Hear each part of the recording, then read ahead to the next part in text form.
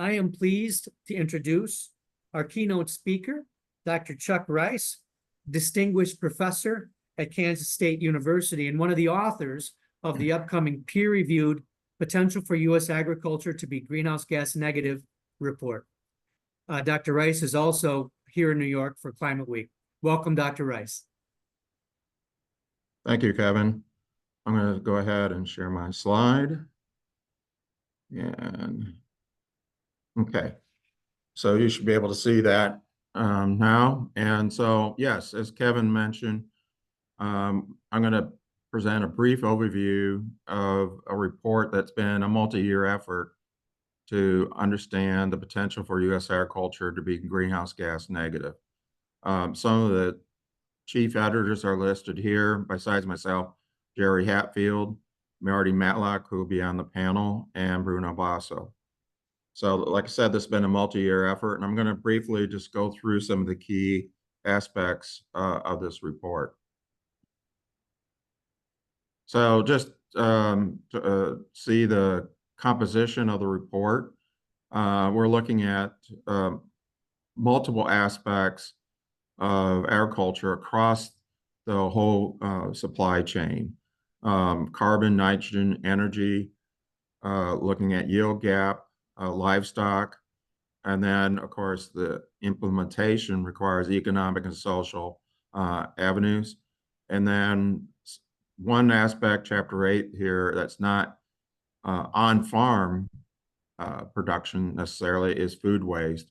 And I'll just briefly mention that as we go through. So again, just the major areas in the report in order to reduce the carbon footprint or the greenhouse gas footprint of agriculture. As I mentioned, soil carbon management, that's a key component.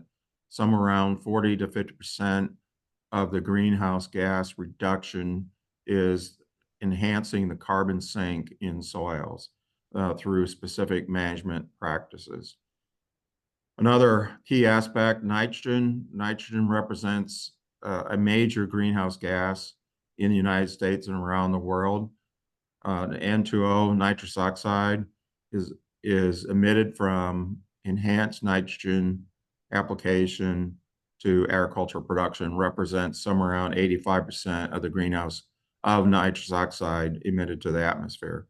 So there's a huge opportunity, and we think that there's major opportunities that will enhance nitrogen availability, but also reduce N2O emissions.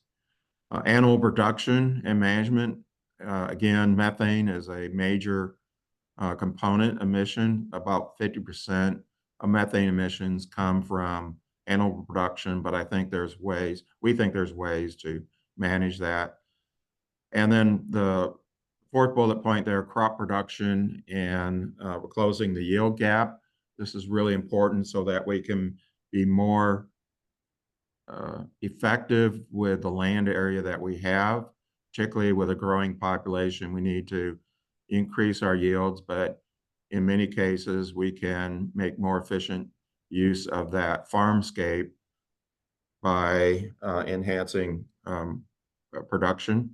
And then another key element is energy use in agriculture. And there's a high requirement for energy in agriculture, whether it's from maintaining the infrastructure, powering equipment across the field, and pumping water in those areas that are irrigated. But I guess the key message in our report is that this requires a systems approach. This is not just looking at soil carbon, that it requires a synergy between all these elements in that. Trying to keep close to my time.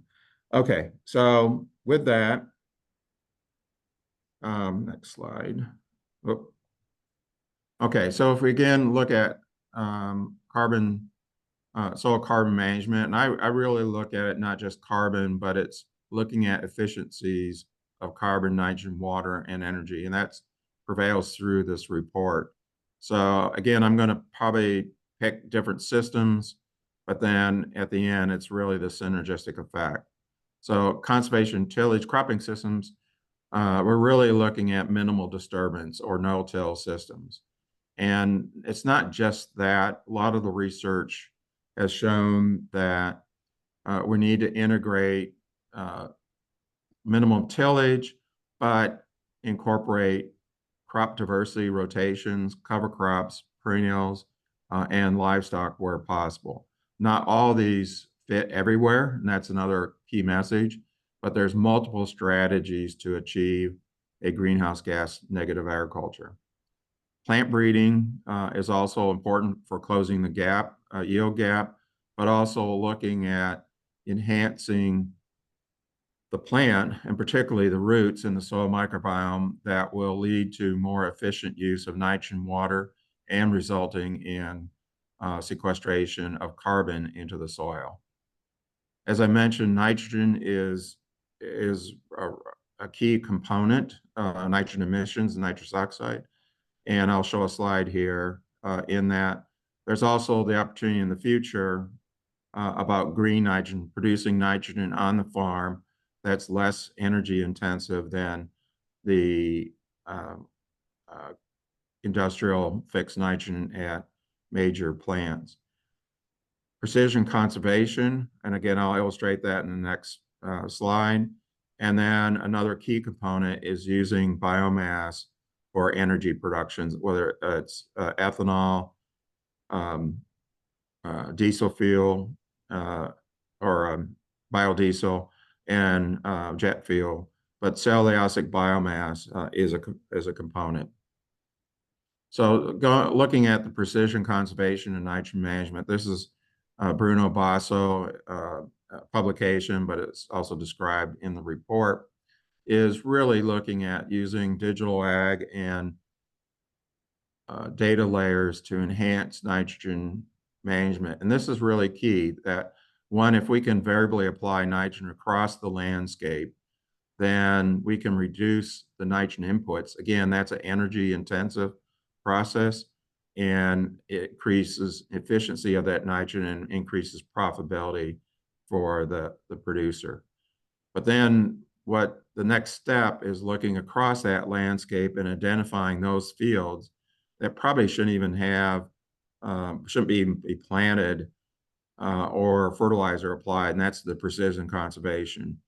And that can lead then to multiple land use in that farmscape. So that's a key component, and we think that nitrogen management can greatly reduce the N2O emissions, not completely, but greatly reduce that. Combined with carbon sequestration, has a big impact. The one that is much more difficult, but I think we think there's ways to reduce the methane emissions in animal systems.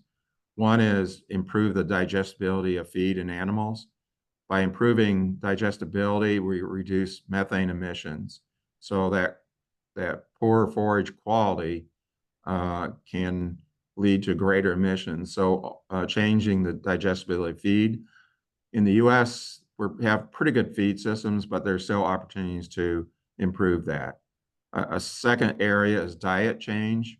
We know that changing the diet can greatly reduce methane emissions, and it improves animal performance. So it's a win-win situation.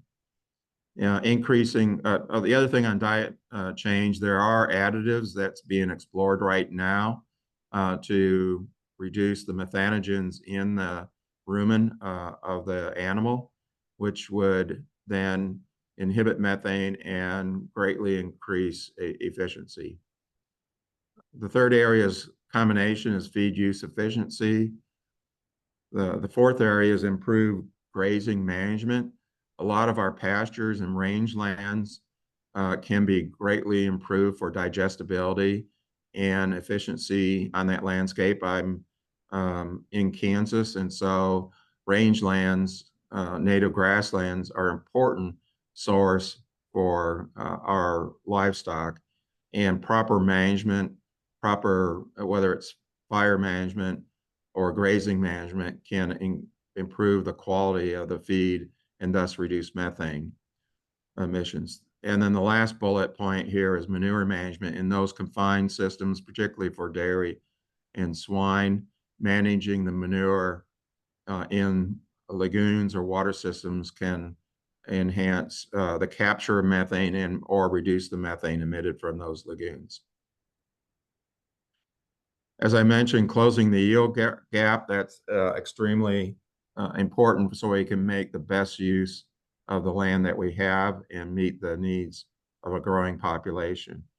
And I put in here integrated crop, livestock, and maybe even forestry systems. That there's a lot of our research has shown that looking at the not just a crop, but integrating livestock in those systems and potentially integrating forestry can increase water efficiency, carbon efficiency in those systems. And then as far as energy is concerned, looking at the equipment to be energy efficient, but also using that farmscape to provide energy sources. Solar is, I've been impressed how fast solar has been expanding and putting solar panels on buildings, farm buildings, using wind turbines to produce the electricity on that farmscape, and it actually even exporting the energy to other sectors. Wind is greatly increased in Kansas. Somewhere around 40% of our energy is coming from wind, and often a lot of that is on fields, ag fields, without inhibiting or restricting the use of those fields for growing crops or grazing livestock. And then the opportunity for capturing methane in animal systems and using that as an energy on-farm energy source. So I think we can greatly reduce the need for importing energy onto the farm with these technologies. And so I mentioned that this should be a systems approach. This is maybe a complicated slide, but it illustrates that we need to look at the farmscape as a multi-use and synergy to increase nitrogen efficiency, water, sequester carbon, and energy. And it creates multiple products for the landowner. So if we look at looking at precision conservation, maybe some of those areas of the field that are not have a return on investment, they could be planted back to an energy crop, a perennial that would sequester carbon deep into the soil profile or provide other ecosystem service benefits with pollinator habitats. So there's looking at the farm as a multi-use, a systems approach is the way to go on this. So in the report, we do have a figure looking at the potential for agriculture to be greenhouse gas negative. And what you can see here is my mouse, yeah. So of the available practices, just implementing those at a medium adoption, which is about 50% adoption. Nitrogen management can meet part of the goals here. And particularly if it's aggressive adoption, which is 75% adoption, gets us a long ways to carbon neutral or greenhouse gas neutral, and then even negative. Carbon sequestration, as I mentioned, is a big component.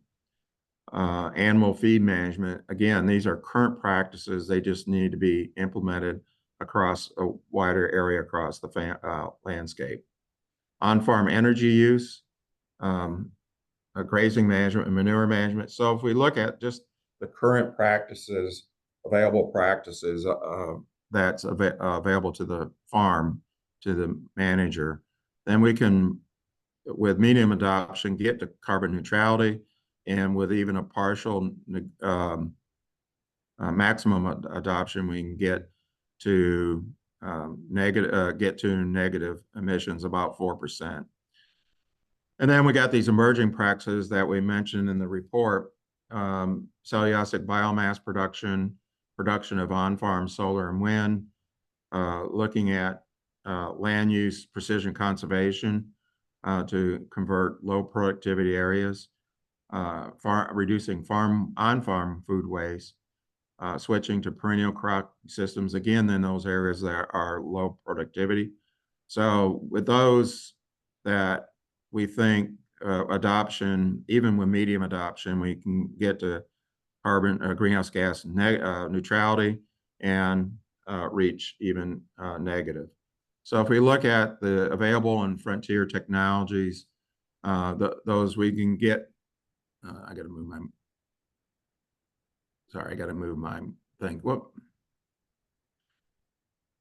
So there you can see here that in 2019, USFRA produced a report that was decreasing the carbon footprint from now almost 10% down to 5%. And then with this new report, we think we can get easily 3%, and the potential is of 10% or more, so that agriculture is carbon negative and can service other sectors. And looking at some of those technologies is really important. But again, it's really looking at this as a system, because one sector alone can't achieve negativity. It's really looking at a systems approach. And with that, I thank you and can take questions now or later, I believe. Thank you, Chuck. I love what you said about efficiencies and highlighting the systems approach. That's really complex stuff, right? And it's going to be interesting to hear more from the panelists about taking a more of an agro-ecosystem approach. One question kind of appeared around kind of the timeline, or maybe you could describe the process for publication of the report.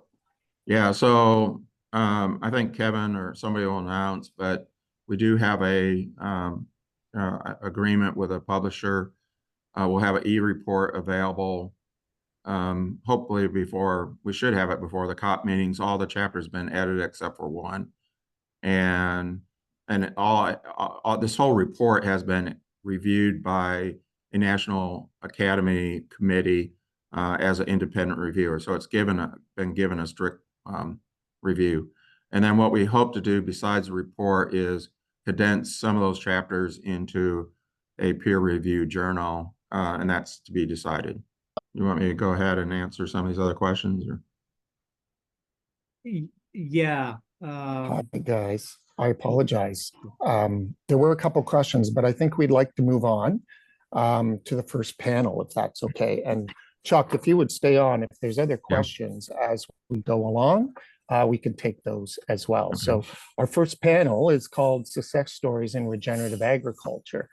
It's now my pleasure to introduce our panelists. Each speaker will provide brief opening comments, and then we'll dive into discussion and questions. So please keep your questions ready, and Kevin will be sending them to me to moderate. First, I'd like to introduce Doug Bervin, and fellow board member of USFRA. He is Vice President of Corporate Affairs at POET.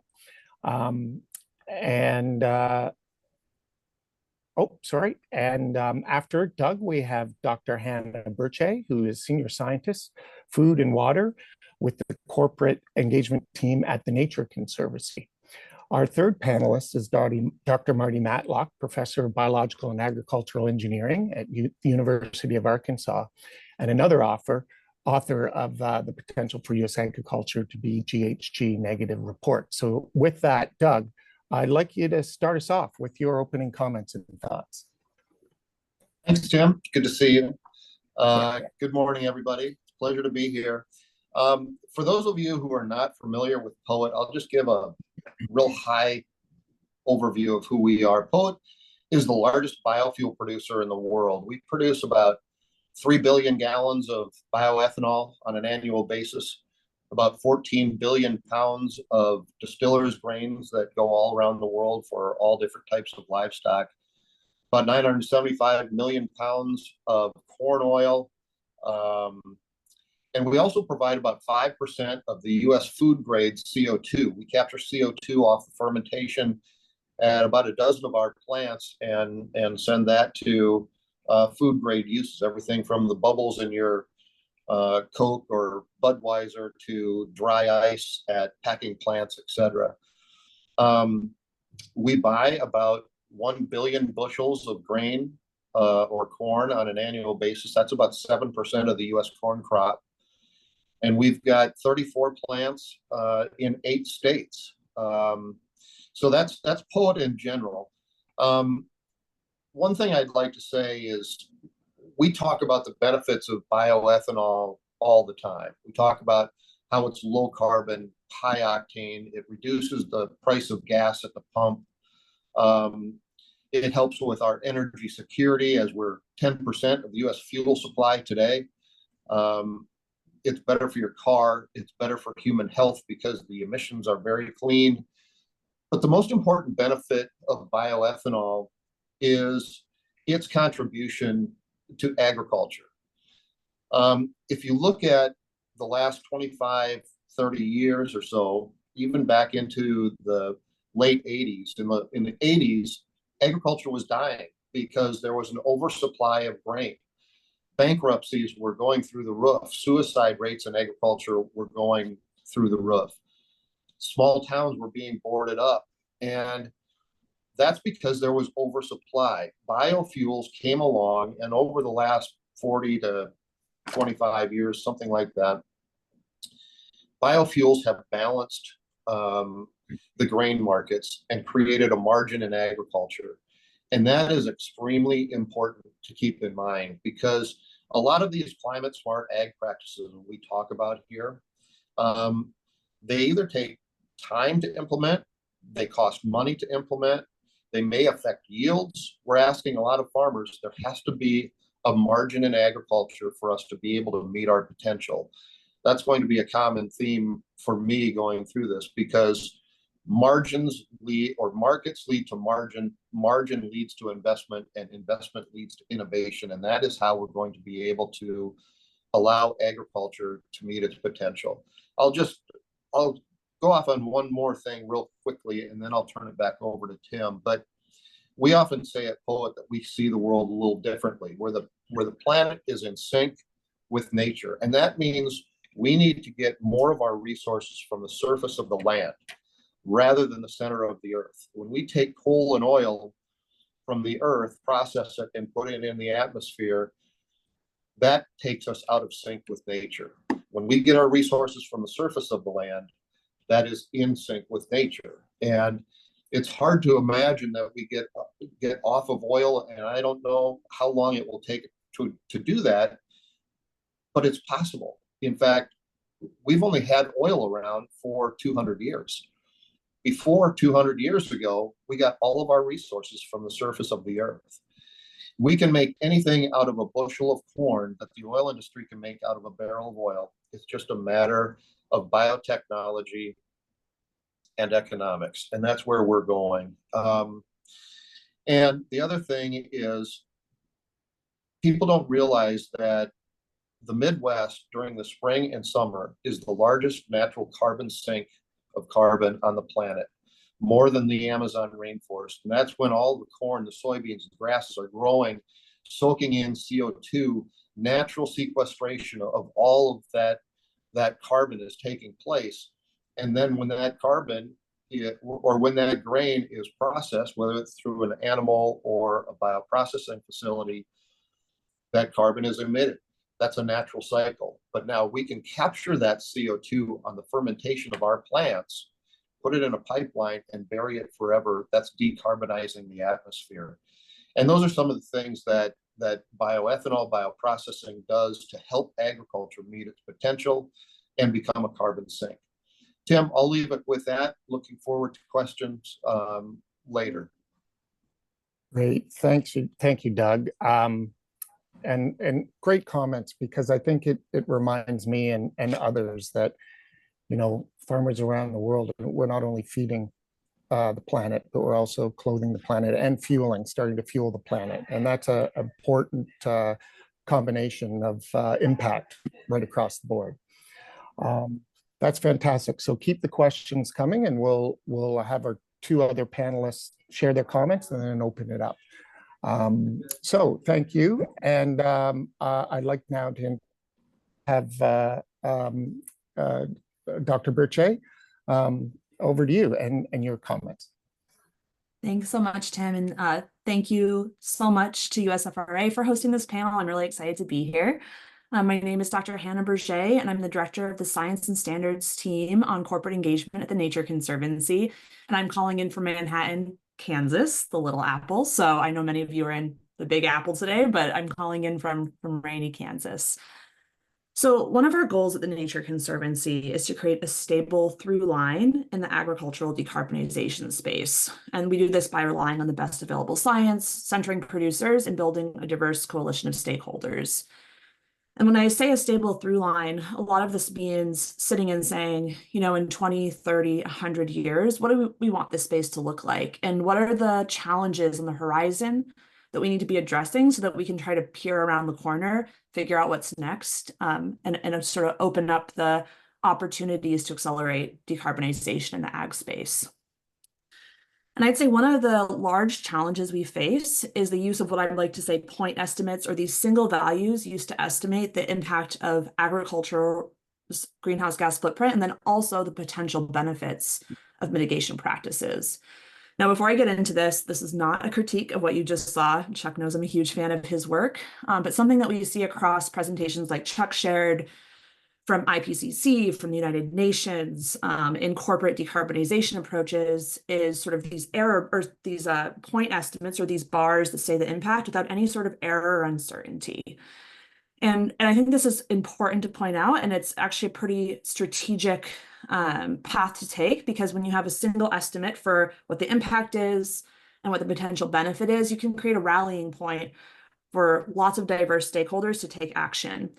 If I was to go to a bunch of stakeholders and say, hey, I think if we do XYZ, we're going to get 10 units of benefit plus or minus 20, that probably wouldn't be a very compelling entry point. So there's a lot of reason why we say, hey, we think the benefit is 10 units, let's all get together and make it happen. And so again, really effective rallying point from a decision-making perspective. The challenges that we run into the reality of nature, and nature and farms and ranches are embedded components of nature, are highly dynamic and highly uncertain. There are a range of things that happen on a farm and a ranch that are within human control and outside of human control. And so when we say we're going to pull the lever and do X practice and expect Y outcome, we have to multiply that outcome by a lot of uncertainty. When we start thinking about putting practices at a national scale, sometimes that uncertainty becomes a little easier to manage. But when we're going farm to farm, and that is how farms are managed on a parcel by parcel basis, we really experience high levels of uncertainty. So the question becomes, what do we do about this? And one thing that we're trying to do is to understand when we have sort of these big point estimates without a lot of uncertainty around them, and we think they could be pretty optimistic, maybe unrealistically optimistic, we say, what is the range of possible outcomes that could happen? And certainly it could be the really optimistic outcome, right? That is absolutely something that could happen. Chuck and his team have done great science to show that what they've estimated is absolutely within the realm of biophysical possibility. But when we look at all the other potential outcomes that could occur in the next 20, 50, 100 years, we have to ask ourselves, what is a realistic slice of what could happen? And if that realistic slice has a huge difference between the optimistic outlook, there's a real risk that we could see a massive abandonment of this space, because farmers and ranchers and government and industry all decide, hey, we thought there was a lot of potential here.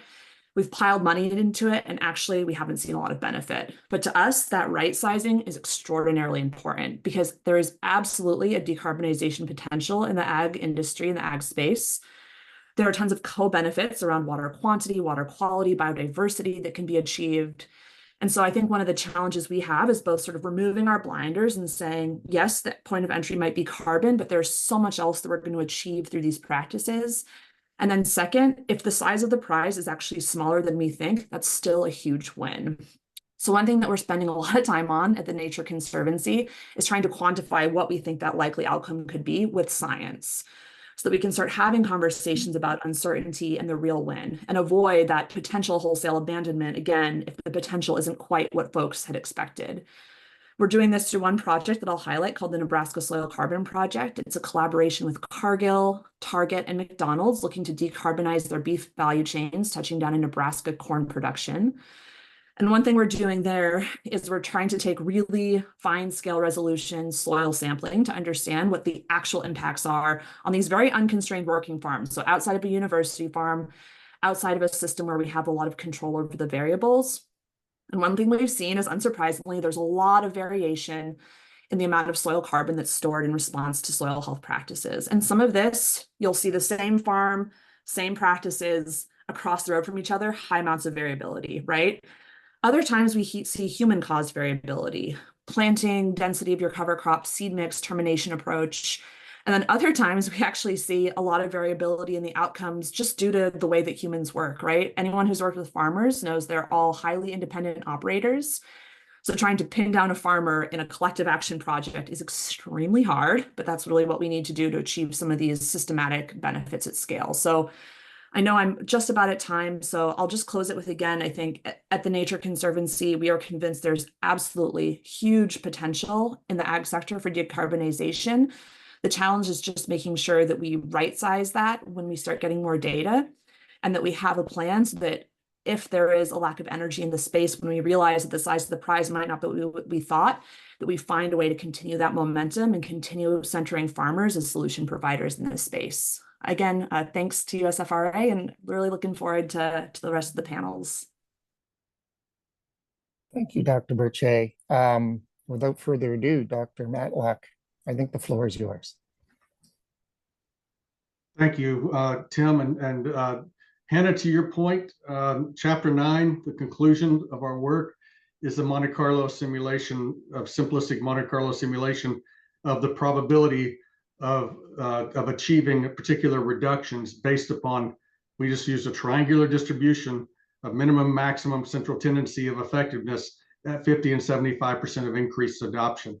So when we talk about adoption rate, we're talking about going from existing adoption rate to 100% adoption rate. 50% means closing the gap by half. 75% means closing the gap by 3/4. So it's closing the gap in adoption rate. So that's what we're looking at. The number of questions in the question box about the sort of global implications here. We focused on U.S. agricultural systems. We focused on U.S. EPA methods for assessment of greenhouse gas emissions as part of the National Annual Reporting of Greenhouse Gas Emissions, and ag as a sector, which is between 9 and 11% year on year of the total greenhouse gas emissions for the U.S. That's where we got our 600 more or less million metric tons of emissions as our threshold for greenhouse gas negative. As you can tell from my work, my work is in life cycle assessment and in measurements and risk assessment and trying to quantify these complex phenomena. Why is this so important? Because we're never going to get from where we are to where we desire to be to achieve the potential without having confidence in the numbers, as Hannah so clearly and Doug both clearly defined. Our producers have to have confidence also that they don't have to bear the burden for all of society's activities. Our producers are already, our agricultural landowners and managers globally manage 47% of Earth's terrestrial surface. And the ecosystem services we get off of that landscape are profound. They support all of social and human activities. We're not just talking about greenhouse gas emissions. We're talking about the whole suite of ecosystem services from the landscape that greenhouse gas emissions become a very good indicator of. If we're managing the soil, we're managing other things. If we're managing the ag ecosystem, we're managing other things: water quality, nutrient cycling, disease control, pest control, all of these things that are critical for regenerative agriculture. So our approach is to take a full systems view of agricultural production in the U.S., recognizing these practices can be deployed globally. Barriers to deployment of those practices, for example, anti-technology barriers, resistance to innovations in technology, including mechanized agriculture, including biogenetic techniques, are going to limit that implementation. while greenhouse gas emissions in the US are only 10% of our portfolio of emissions, globally, they're 25 to 30%. Well, agriculture is the most extensive and intensive activity in human history and globally, so it's no surprise that it's where we emit a lot of carbon into the atmosphere. And also, as Doug said, we sequester a lot of carbon into the soil. We just need to be more active about it. That means we can't just expect that our producers are going to do this based on economic incentives alone, because if it doesn't increase yield and decrease cost, it doesn't make business sense. It's got to increase yield, decrease cost, and pay the farmer. That means it's a social good, and I'm making a policy advocacy position here. But if we, the people, do not pay for social goods do not happen. Corporations and businesses do what corporations and businesses do. Governments and we, the people, do what we, the people, do. So we need to make sure we have an understanding of our collective commitment to this desirable outcome. And that means we're going to have to pay the farmer to do the things that are good for the rest of us, but not necessarily putting money in the farmer's pocket directly. That's just reality. And that's not just reality in the United States, that's reality around the world. Thank you. Thank you, Marty. Great comments. I'll open it up and we'll take a look at some of the questions now. This one could probably go to any of the panelists. With respect to impact measurement for achieving net zero, are the impacts of the management practices additive? Yes, they are. So in most cases, they are additive. Like soil carbon sequestration management and nitrous oxide or nitrogen management, those two would be additive. Are there any that take away from each other? Yeah, it ain't nothing free in the world. So, I mean, tillage practices require control disease and control insects and pests. And so we till the soil in order to manage those things, so we can have to use less chemicals, but it requires more diesel fuel. So there are tensions between all decisions we make. We're in the business of optimizing for desirable outcomes. That's a very complex thing because there's not 2 square meters on the farm, as Bruno Basso is fond of saying, not 2 square meters of a field that are the same, let alone 2 fields, let alone 2 farms. And so we have to move to sub-field, even sub-meter management of the soil in agronomic crops if we're going to achieve this goal. That's our aspirational push. Yeah, like most things in life, it's all about balance, isn't it? Here's another one for the panel. While the growing of corn and soybeans provide for carbon sequestration during the summer, what happens to the carbon equation when these fields are tilled? Does anyone want to take that one? Well, if they're tilled, you lose some of the carbon. We got a 34-year study, and if you lose about 30% of your carbon right away with tillage. What we're trying to do at K-State and others are trying to do is do more continuous no-till systems. Keep the land, keep the soil covered, the living roots. Part of the regenerative ag principles are keep the minimal disturbance, keep the soil covered, have living roots, and crop diversity. And so we're working on systems. There's some farmers I'm working with, they've been 30+ years of no-till systems with cover crops and crop rotation. Yeah, Tim, I would just add to that too, that the soil sequestration is critically important, but you still have the sequestered carbon in the grain that can be captured and sequestered 2 miles down. So, you can still decarbonize the atmosphere even if you do some tilling. Now, we like the idea of no-till and all that. Carbon sequestration, like I said, is critically important, but you don't emit all of the carbon if you're capturing that carbon off of a fermenter in a plant as well. Right. Here's one along the lines of manure management, as well as methane capture. Is there a potential to utilize animal waste as a biofuel? Sure. Anaerobic digestion is the most common way to do that. The problem is it's fairly technology intensive, requires a scale so that you have anaerobic digesters are like a big cow. They require, you can't just feed them once or twice a week. You got to feed them every day, and you got to keep them functioning, and you keep them stable. And that's why you need scale, so you have so it's more complex. Just like food waste, manure repurposing has a hierarchy of applications that are advantageous. The highest and most advantageous application is putting it back on the soil.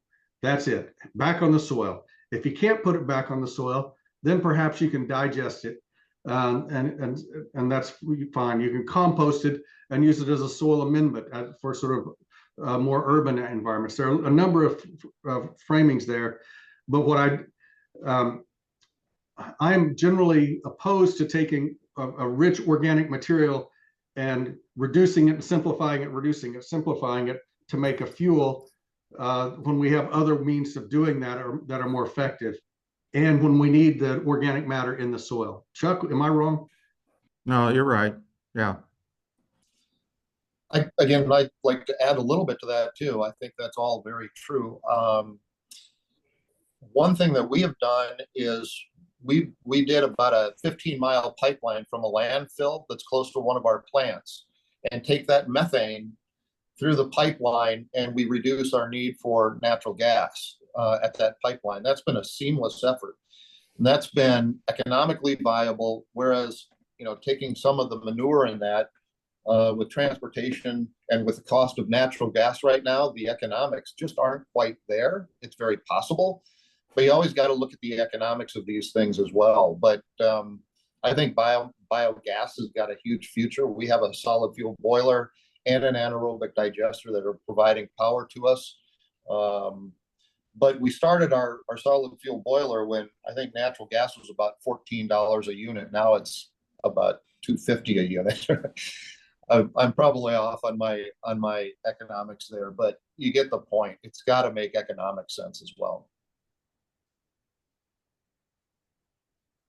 Here's one from Kevin. Whoops. I will get to that, Kevin. Here's one that kind of gets at this intersection of livestock and global demands. Can large meat and dairy companies like Tyson and Cargill effectively implement these practices, or are they better suited for smaller family-run farms? Yeah, Tim, I kind of answered that in the chat, but it's really size neutral. I'm working on farms, I guess it depends, but a few hundred acres to actually working in Brazil on a farm that's 200,000 acres. And it really doesn't matter on size. And so some of the farms in Kansas, they're ranging in several thousand acres, but really they're looking at integrating that livestock system into cropland. But of course, Kansas, as I mentioned, Hannah knows, is that we got a lot of native grasslands that are being grazed. And so there's a lot of practices that can be implemented across that crop grazing systems. And I would just add too, it's sort of a quirky question, because when I think about the Cargills and the Tysons of the world, their sourcing footprint contains large to very small farms, right? They have a very large portfolio typically of smallholders. So actually, that's one of the challenges that these large companies are facing, is how to create a program that is generalizable enough so that you can achieve the outcomes regardless of size, to Chuck's point, but are still tailored, because realistically, while the biophysical conditions might be similar in large and small farms, the social conditions, the economic conditions can be quite different. And so, companies are having to figure out ways to address both the large and the small farms in their value chains. And that can be a really cool, but really difficult challenge. Okay, here's a question. I'd like everyone to take a stab at answering it. But if your point has already been brought up, that's okay. What are the greatest threats or roadblocks for agriculture to meet this potential? Doug, why don't we start with you? Well, I think there's a number of them, but I keep going back to oversupply and no margin in agriculture. If there's not a margin in agriculture, we're going to cut corners, and that's not good. I don't know if everybody is aware, but in the United States last year, we produced 177 bushels of corn per acre, national average. If you take the United States out of that equation, the average bushel per acre around the world is about 59 bushels per acre. Now, the world record corn production is 623 bushels per acre. So think of the potential in the United States to go from where we are to where the potential is, but that's nothing in comparison to the potential around the world. The potential around the world is literally untouched. And I saw a note in there about land conversion and deforestation. I will just say this: we don't need any more land in agriculture. We need to manage the land currently in production properly, because the potential is unlimited. And let me just say one more thing about what we're doing with farms today. Agriculture has to provide for a growing population, food for a growing population. It has to provide resources for an energy transition. And it has to do that all while reducing greenhouse gases and combating climate change. That's a tall order for the farmers. Farmers need to have a margin, which means we need to have markets for those farmers. When we subsidize farming in the United States and send cheap grain around the world, we ruin global agriculture. And it's really good that we're working on this energy transition, because we're going to need those extra markets to keep up with the technology in agriculture. Yields continue to go through the roof. Population is not growing fast enough to keep up with that. Tim, I might mention too that a lot of these practices, like implementing no-till or cover crops, ultimately you're improving soil health, which makes the system more efficient, more productive, both water, nutrients, and carbon. But a lot of those, you don't realize the benefits for 5 years, 3 to 5 years, at least our research shows. So you got to be patient. And a lot of farmers quit after 3 years. Plus then, government policy sometimes inhibits that longer term view. And I think that's a combination. It's not I don't know, it's a threat, but it certainly is a challenge when you don't see immediate benefit, that year. Yeah, and to that point, Chuck, last year I said we produced 177 bushels of corn per acre. That was in drought conditions, right? I mean, those were tough growing conditions, and that's a testament to the farmer taking care of their land, and to the testament of just agriculture improving its technology. But we are really starting to manage our farms a whole lot better, and last year's yield is proof of that. I would say, zooming out a little bit, when you think about the last 70 years of agriculture, there was a really strong push after World War II to get as efficient as possible, right? And that's one reason, Doug's citing some of these really incredible efficiency gains, that we don't need more agricultural land in production, and partly just because we've had an explosion of technology, right? And with an explosion of technology, we've had to have less people working on the farms. Farms have gotten bigger. And so we've really seen this squeeze towards efficiency.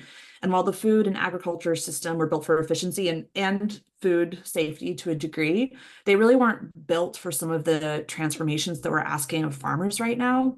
So when you think about trying to take a system that is designed for efficiency and trying to add things in that might not be as efficient, right? Adding a little bit more capacity for experimentation and taking yield hits as you're exploring what different practices work, I think that can be a real challenge. And right now, it's just really tough to make a living in agriculture. I live in Kansas, and so I'm focused a little bit more in the US, but it is really hard. And asking someone who is already saturated in risk to take another risk that could create yield drags, I think is just not a strong value proposition right now. So to me, it's probably going to be a combination of getting the guys on the front end of the adoption curve to start moving and grooving and giving them some cash, some technical assistance, some of that operating capacity to learn and grow. But realistically, it's also what practices actually work on an average day-to-day farm, which is really hard to ascertain, so that if there is some sort of like massive change in how the system works. We've seen a lot of disruptions the last few years from the, global pandemics. We've seen wars in Ukraine and Russia with major wheat producing sort of zones under threat. We've seen increase in pests. We've seen disruptions from climate change and drought. So there are disruptions on the horizon, and having these tools in place, I think, can be incredibly valuable. So it's probably a combination of the inch by inch progress, and then also waiting so that when one of those disruptions opens a door of opportunity, we have the tools to be able to go through it. So totally aligned with everything Doug and Chuck said. I think just from our perspective, there's this broader context that makes it a little harder to get the degrees of freedom we need to find solutions right away. And I want to add that our farmers produce for a global market, and that global market has a global oversight with the World Trade Organization criteria that limits governmental subsidies for agriculture for developed countries to 5% of total value in the sector.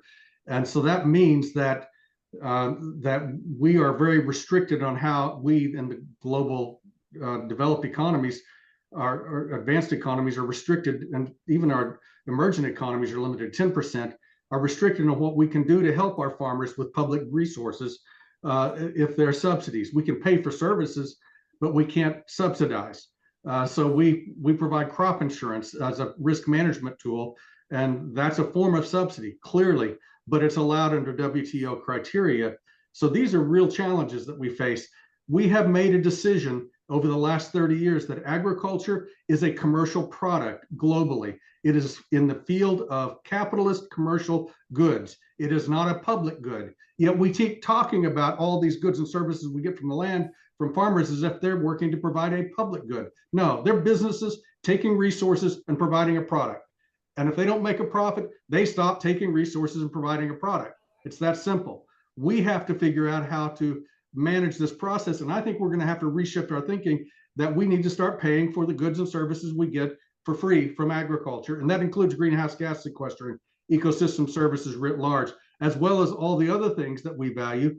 And when the European Union policies on agriculture, on the unified ag policy were implemented, farmers are going out of business in Europe faster than dairy farms in the United States. It is a remarkable failure of economic knowledge, the way we manage our agricultural landscapes. I'm on a tree stump here. I'll get off. Oh, that's fine. I think we have time for a couple more questions here. This one kind of gets at the food for fuel debate a little bit. And it's around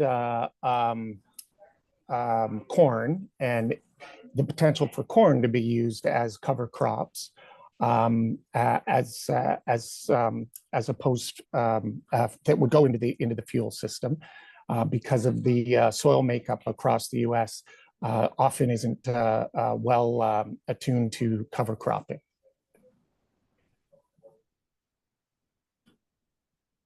I guess I didn't see the question.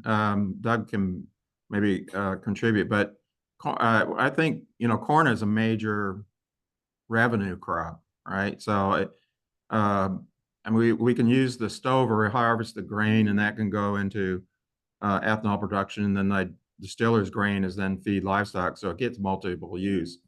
But we need to have some of that stover left on the soil to protect the soil and improve the soil. And so estimates are somewhere around 50% of that stover needs to be retained just to protect the soil. But from the idea of cover crops, I think we need to, I think there's areas around the country that can use more cover crops. And we haven't tried those. I would love if we had 1% of the breeding for soybeans put into cover crops. I would love to have designer cover crops for particular purposes, whether it's for livestock feed, for roots, for creating biopores in soil, or for grazing. And I think we can certainly expand the opportunity for cover crops. And in Kansas, wheat is an example where it could be dual purpose. If it's if it's gets April and it gets hailed out or has drought, it's a great cover crop. And we need to be able to have that flexibility. So if it goes to grain, fine, but if it can't go to grain, use it as a cover crop. And Chuck, I think you hit that perfectly. The only thing I would add, since it was brought up, is food and fuel. Corn is such a great crop for fuels because you're only transforming the starch into the fuel. All the protein, fiber, oil goes right back into the feed market, which it was intended for. In fact, over the last, since the year 2000, since biofuels have grown so significantly, undernourishment around the world has gone down, and over 1 billion people have been lifted out of extreme poverty, because in the United States, only about 2% of our population considers themselves to be farmers. Around the world, it's more than 50% of the population considers themselves to be farmers. So as we soak up surplus grain here, that allows farming to take place in other places. So when you're using corn as a feedstock for biofuels, you're getting fuels and you're getting food. And I'll just add with this one last point. In Brazil, they're implementing a 20% ethanol blend rate in their country, and they're not allowing sugarcane to be used because it raises the price of sugar, which is a staple in their food. They're going to make it all out of corn because they've realized you get food and fuel when you use corn. Important point.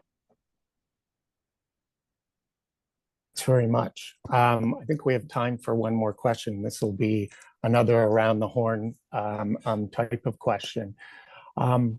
What do you view as the most important lever for a net zero, net negative agriculture industry for farmers?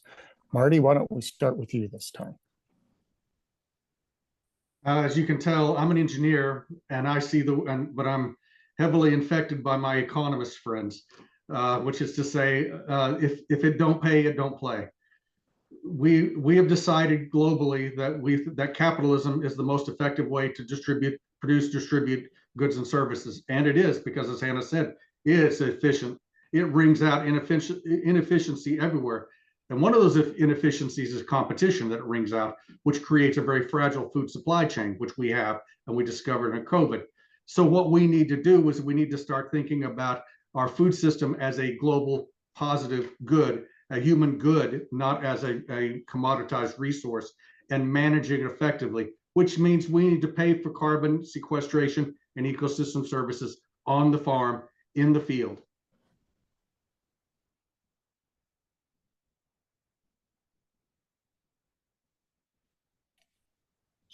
I'm done. I'm going to hand it to Hannah. It's funny, you'll hear a lot of the same messages from Marty and me, but in very different language, because I'm an ecologist, not an economist or an engineer. To me, I actually, again, this is an ecologist answer. I would agree with what Marty said, and I would also say we just don't know. I think that's what makes this space really exciting and a really fun place to be. We need to bring a lot of intellectual modesty and a lot of reflexivity as we learn more information, and just constantly adapt, because frankly, again, I think, you know, the known knowns, the known unknowns would allow you to formulate a pretty strong answer to this. But when you look back the last 100 years of farming, there have been so many outlier black swan events that have completely fundamentally changed the system, that I think the best thing we can do is create really strong social networks and really strong relationships, coalitions of really diverse stakeholders, so that when those sort of unexpected opportunities and also, frankly, threats and challenges come down the horizon, we have the right sort of decision-making and social capacity to address them effectively. So that's your social, ecological, fluffy non-answer of the day, Tim. Well, I can add a little bit and let Chuck hit the home run on this one, but I don't disagree with either Hannah or Marty. Profit is the most important thing for agriculture to meet its potential. If farmers aren't making a profit, they're going to cut corners because they have to.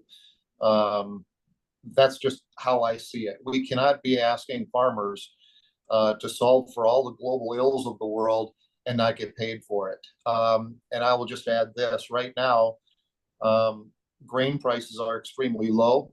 In fact, they're probably under the cost of production today, and that's why you're seeing a lot of problems in agriculture. This is a result of the fact that technology is outpacing population demand. Biofuels may be the only market that can grow fast enough to soak up that surplus grain and keep balance in the markets and keep a margin in agriculture. That's critically important going forward. Yeah, the trouble going last is there's not much else to say. I guess 2 points is that I think Doug mentioned profit. We got to think, instead of looking at yield goal, we need to think about profitability. That should be the goal in the coffee shop, not who had the best yield. The other thing I think, and I was surprised Marty didn't mention it, but we need to think of that farmscape as a system and looking at it, is it multi-use? You know, I try to mention, you know, maybe some areas of that field is producing corn, wheat, or soy. Maybe part of that field should be in a perennial that could be either biofuel or forage or pollinators, right? To those ecosystem benefits. But we got to think about that. Instead of a field, we got to think about the whole farm as a system and where there are synergies and profits to be made. Thank you, Dr. Rice, Dr. Matlock, Doug, and Hannah. Very, very amazing conversation.